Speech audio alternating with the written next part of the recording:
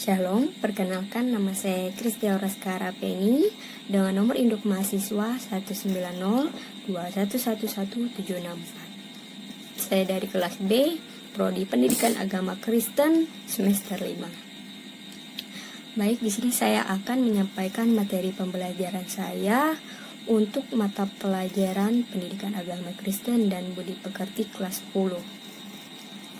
Sebelum masuk ke dalam materi, alangkah baiknya kita bersatu di dalam doa. Bapa, kami bersyukur atas penyertaan-Mu dalam kehidupan kami, Tuhan. Terima kasih Bapa, Engkau telah mempertemukan kami dalam pembelajaran kali ini. Kau sertai pembelajaran kami ini Tuhan, dari awal hingga berakhirnya. Biarlah setiap apa yang kami pelajari pada hari ini dapat kami ingat, dapat kami pahami, dan dapat kami terapkan dalam kehidupan kami. Hanya ini doa kami Tuhan, di dalam nama Yesus Kristus kami ucap syukur. Haleluya, amin. Baik, materi kali ini dari bab 11 yaitu mengenai ras, etnis, dan gender. Manusia diciptakan Allah dengan berbagai keunikan di mana perbedaan ras, etnis, dan gender merupakan kekayaan yang patut disyukuri. Meskipun kita hidup di abad modern di mana demokrasi dan hak asasi manusia menjunjung tinggi, tidak dapat dipungkiri bahwa diskriminasi terhadap ras, etnis, dan gender masih sering terjadi. Allah menciptakan manusia dalam berbagai keunikan dan semua manusia memiliki harkat dan martabat yang sama dan harus dihargai terlepas dari perbedaan latar belakang ras, etnis, dan gender. Tidak dapat dipungkiri ya bahwa kita tinggal di negara Indonesia, di mana negara Indonesia itu memiliki keberagaman perbedaan ras dan etnis, sehingga perlu kita ketahui pelajaran kali ini itu bertujuan untuk membangun kesadaran dalam diri siswa untuk membangun pikiran positif terhadap perbedaan ras, etnis, dan gender, terutama dalam kaitannya dengan sikap kita sebagai orang Kristen. Kita masuk ke dalam materi yang bagian yang pertama yaitu pengertian ras, etnis, dan gender. Yang pertama yaitu ras. Ras adalah konsep yang digunakan untuk mengkategorikan sekelompok manusia. Perbedaan anatomi tubuh seperti warna kulit, warna rambut, mata, tinggi badan, dan lain-lain. Atau seperti budaya, genetika, sejarah, bahasa, atau kelompok sosial digunakan untuk mencirikan suatu sekelompok manusia tertentu untuk mempermudah pengenalan sekelompok orang dalam kehidupan sehari-hari. Contoh sederhana dari ras ini adalah seperti ras kulit putih, ras kulit hitam, maupun seperti kita yaitu ras orang Asia. Yang kedua yaitu etnis. Etnis adalah penyebutan yang diberikan kepada sekelompok manusia yang mendiami daerah tertentu serta memiliki adat kebiasaan sendiri.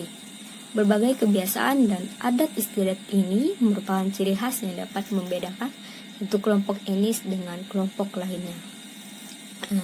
Contoh sederhana dari etnis ini yaitu seperti negara kita, yaitu negara Indonesia, di mana kita memiliki berbagai suku di dalam bangsa ini. Contohnya seperti suku Dayak, suku Batak, suku Jawa, suku Papua, dan suku yang lainnya. Yang ketiga yaitu gender.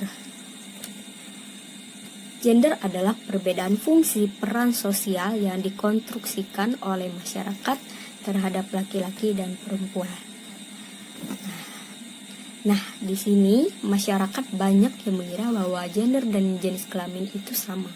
Padahal gender dan jenis kelamin itu berbeda, di mana jenis kelamin itu sendiri merupakan terdiri dari perempuan dan laki-laki yang telah ditentukan oleh Tuhan sejak kita lahir.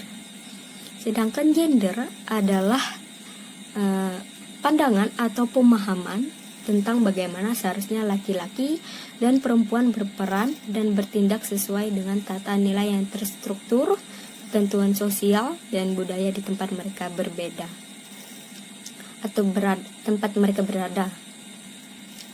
Sehingga dapat disimpulkan bahwa gender adalah sebagai pembedaan peran fungsi dan tanggung jawab antara perempuan dan laki-laki yang dibentuk atau mengikuti perkembangan zaman.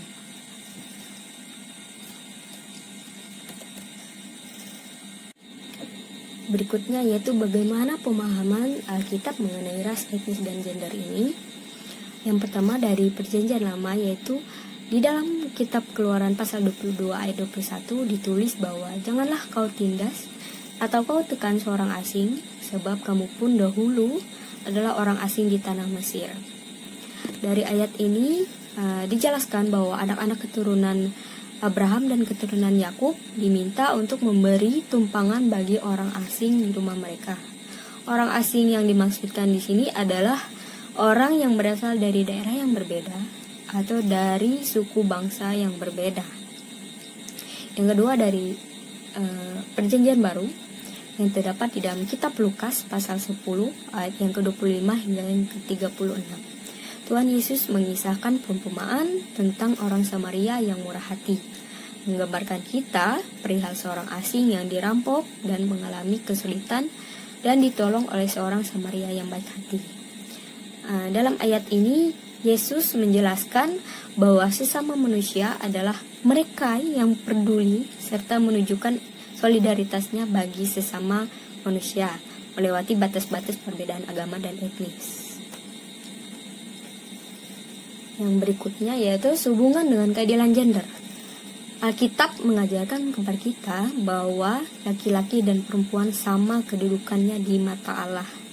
Kisah penciptaan dalam Kejadian pasal 2 ayat 18 menyatakan bahwa Tuhan Allah berfirman, "Tidak baik kalau manusia itu seorang diri saja. Aku akan menjadikan penolong baginya yang sepadan dengan dia." Dalam kisah ini digambarkan bagaimana Allah memutuskan untuk menciptakan Hawa. Allah melihat bahwa Adam tidak berbahagia hidup sendirian. Binatang-binatang yang Tuhan ciptakan pun tidak membuatnya bahagia. Ia membutuhkan penolong yang sepadan dengannya. Dapat digarisbawahi di sini bahwa Allah menciptakan Hawa itu sebagai penolong yang sepadan dengan Adam. Sehingga dapat disimpulkan bahwa Alkitab sendiri pun tidak pernah atau tidak merendahkan kaum perempuan. Kita masuk ke dalam bagian kesimpulan. Dari pembelajaran hari ini dapat diambil kesimpulan dari kitab Markus pasal 12 ayat ke-28b hingga ke-34.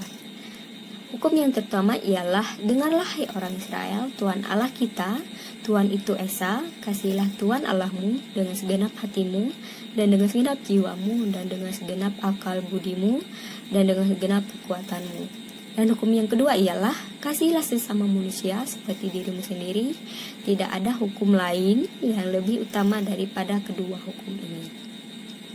Dalam ayat ini dengan jelas menyatakan bahwa Tuhan mengajarkan kita untuk mengasihi sesama manusia tanpa membeda-bedakan latar belakang ras, etnis, dan gendernya.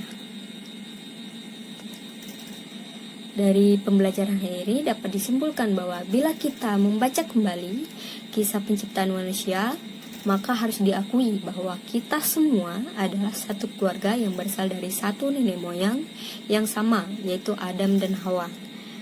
Meskipun sekarang kita sudah terbagi-bagi dalam berbagai kelompok ras, suku, dan etnis, pada dasarnya kita masih bertalian keluarga dengan semua orang. Karena itulah kita diajarkan untuk saling mengasihi, membela, dan peduli kepada sesama kita. Aplikasi yang dapat kita terapkan dalam kehidupan kita mengenai ras, etnis, dan gender ini, sebagai remaja Kristen, kita harus menjadi pelopor dalam menghapus perilaku diskriminasi dan rasisme yang masih terjadi pada saat ini, yang didasarkan pada ras, etnis, dan gender.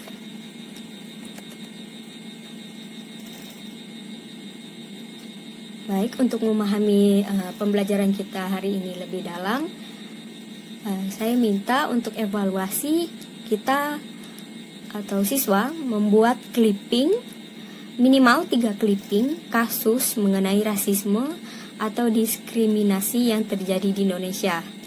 berikan tanggapanmu dan serta ayat Alkitab yang mendasari pendapatmu. Hanya ini pembelajaran kita hari ini. Sampai di sini saja. Tuhan Yesus memberkati.